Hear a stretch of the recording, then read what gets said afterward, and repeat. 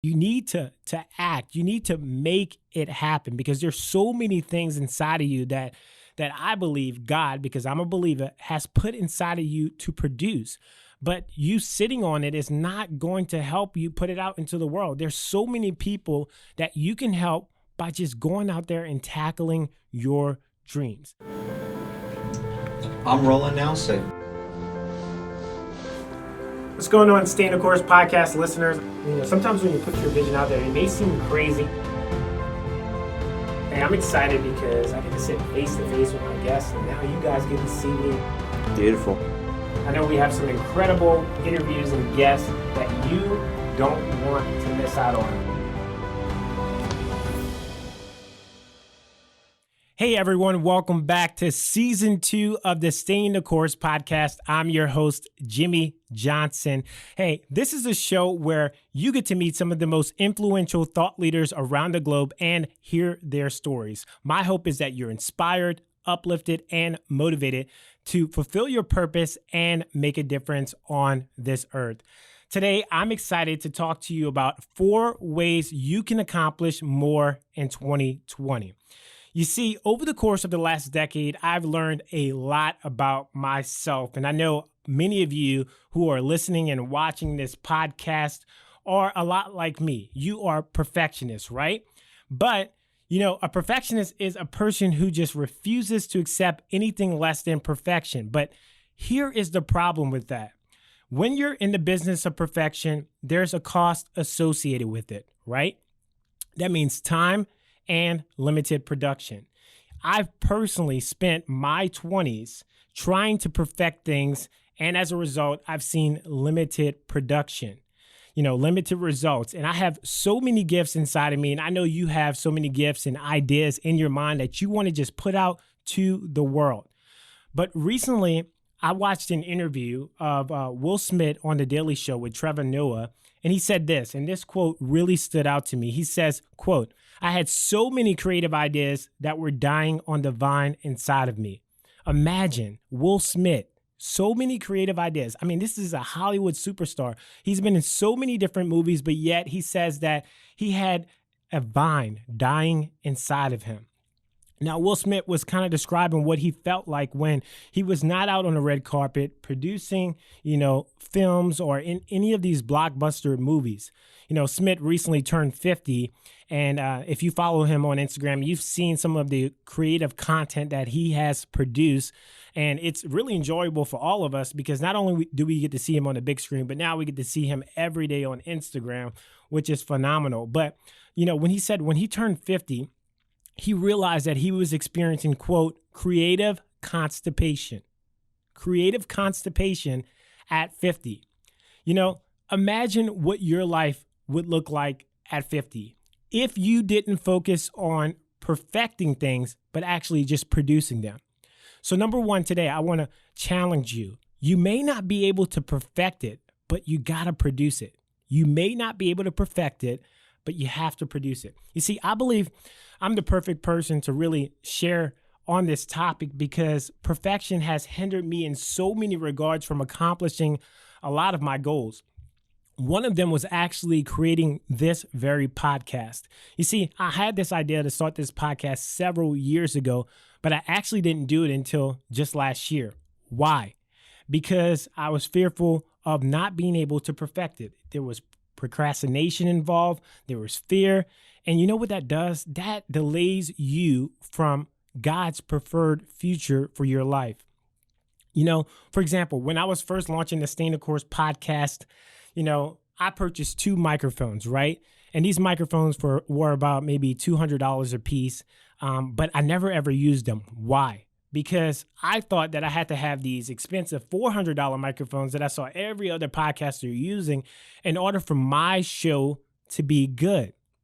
But what I realized looking back is that, $400 microphones didn't really equate to me having a great podcast. When in fact, I could have really just started off using podcast mics that were like $150 and still got the quality and it just be just as good. Instead, I did away with using the mics completely and I ended up renting a studio, which I had to pay every time that I had a guest in. But looking back, I know The success of my podcast wasn't predicated on the price of a microphone. However, it was the content and the value that I was sharing that caused people to continue to listen. And now you guys are watching. Think about the last time that maybe you have, watched something, or a video, or listened to some audio. Was it really the best of quality? Was the video the best? More than likely, it was not. But I can tell you why you stuck around. It was because of the content that you were listening, the value that was being presented that kept you entertained. It kept you informed. It kept you wanting to come back to listen or watch this show. So what does this mean for you? You need to ask yourself, is there a project that you've been procrastinating on getting started because you were fearful? Fearful that maybe you wouldn't perfect it. Fearful or maybe that maybe it wouldn't meet the bar of excellence that you have in your mind. But here's one thing that I do know. You need to cut the slack. You need to act. You need to make it happen, because there's so many things inside of you that I believe God, because I'm a believer, has put inside of you to produce. But you sitting on it is not going to help you put it out into the world. There's so many people that you can help by just going out there and tackling your dreams. Now, when you first start, it may not look or sound pretty, but if you consistently work at it over a long period of time, I promise you, you will get the results that you desire. Now, ask yourself this question. What's more painful, not producing something or not perfecting it? I'll let you sit there and ponder on that thought. Not perfecting it or not producing it. Will Smith, he told you that he felt like a vine rotting inside. You don't want that feeling. Life is too short. Get out there, cut the slack. Let's make it happen. Number 2, allow yourself to grow in it. So many times we see ourselves in that dream home, getting that top paying job, owning a successful business, or getting married to that special person. But we don't allow time for the process to play its course. Many of us dream, but few of us take action. You see, there's this book that I read last fall by the author Darren Hardy. The book's titled The Compound Effect. And he says this quote, "The only path to success is through a continuum of mundane, unsexy, unexciting, and sometimes difficult daily disciplines compounded over time." So profound. So profound. So that person on your social media page that you perceive as a quote unquote overnight success more than likely put in the man hours behind the scenes, and you had no idea that they were putting in this time, this effort to going after their craft. So we can play the comparison game, or we can put skin in the game and get to work. Number 3, Gitmo. I love this. In just a second, I'll explain the acronym called Gitmo. This was coined by Craig Rochelle. He's a pastor at Life Church and the host of the Craig Rochelle Leadership Podcast. And over the summer, I heard him speak at the Global Leadership Summit. My church, faithchurch.com, shameless plug right there, was one of the host sites for this summit. And there were so many different speakers from around the globe, and he happened to be one of those speakers. And he talked on this concept. And he reintroduced the bell curve. You remember that chart we used in middle school and high school to help curve our grade to make sure that we pass that class, right? Well, Craig Rochelle says, in everything we do, we should be looking for the greatest level of return based on time, money, and resources invested, which means we may still be able to make something better, but at what cost? Is it really worth the additional resources? He says the goal is to find the sweet spot. That's the middle of that chart. When we find the sweet spot, Rochelle says we need to say Gitmo, good enough to move on. I think in 2020, many of us could use a little Gitmo in our life.